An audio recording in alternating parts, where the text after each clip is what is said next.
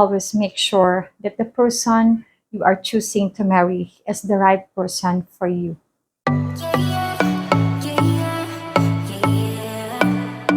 Hi everyone, welcome back to my channel. Thank you for continue watching my videos and supporting to my channel. And please click the notification bell so that you will be alerted when I post a new video. Today's vlog I will talk about and help you recognize obvious signs or marrying your Filipino girlfriends. Marriage is a major decision that should not be approached without seriousness. While none of us set out to get divorced. Divorce does happen, especially in cases in which it turns out that two people do not have enough in common after all. We basically marry and hast without serious contemplation. The divorce rate in the United States is around 40 to 50%, but is continuing to decline over the past years, even with that in mind.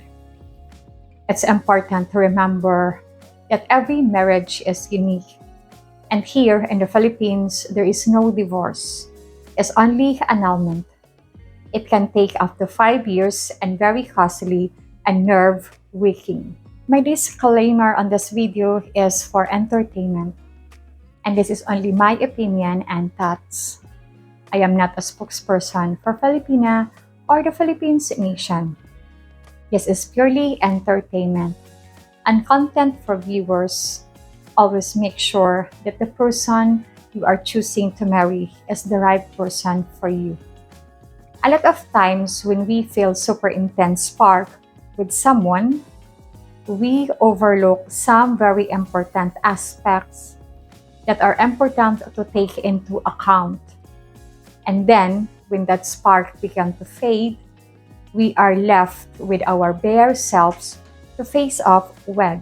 Here are some common hiccups or issues that can lead to separation. If you'd like to see how much common ground you share with your partner, then make sure to check the following. Number 1, what are your biggest life goals? It's important to get clear on each of your goals. By doing this, you will make sure that your goals are not going to get in the way of theirs and vice versa. If they will, how will you work this out? Number 2, do you want children?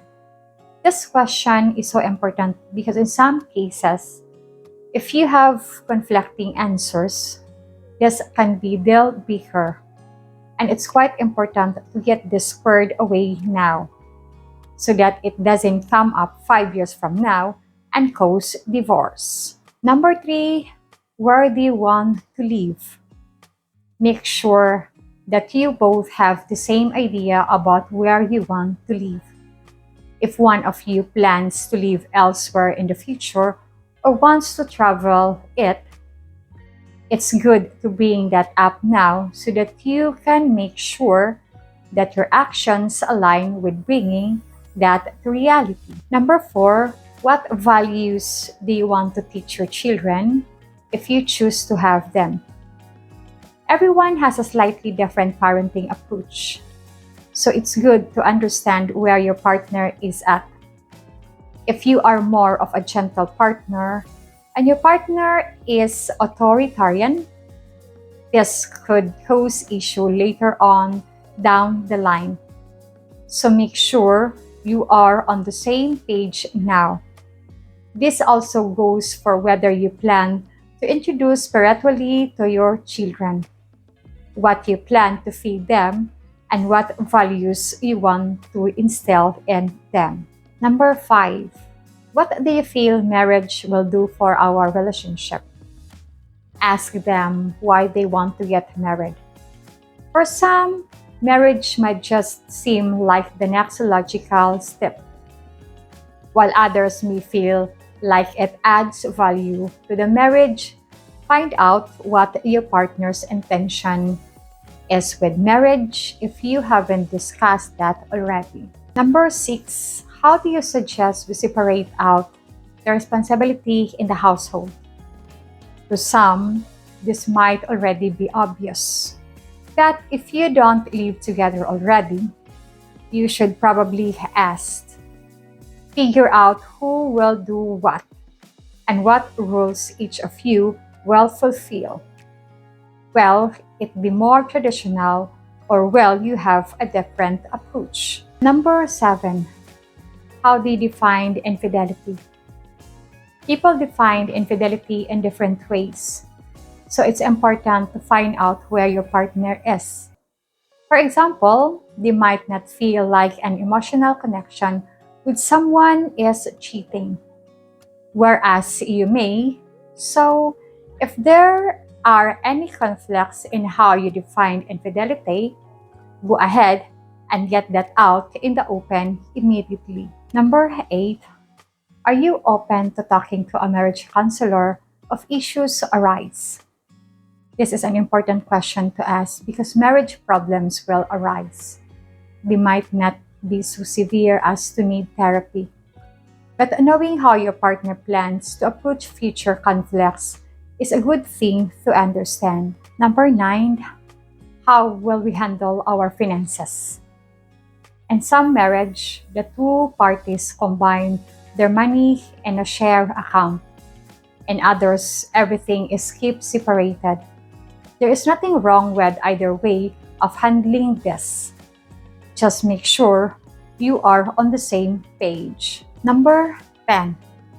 Do you understand who I am as an individual? Sit down and have an open and honest talk about who each of you is. Make sure that your partner understands your values, beliefs, and what matters most to you, and ask them to do the same. So make sure that the person you are choosing to marry is the right person for you. Be careful and make sure that the person you choose has the criteria that you want, and make sure also that the one you choose to be your partner or companion will spend the rest of your life and stick with you forever. There is a reason after 50% of all marriage end in divorce, and no one can predict the future. So the best defense is to proceed with caution and take time to know her. It's not an overnight thing.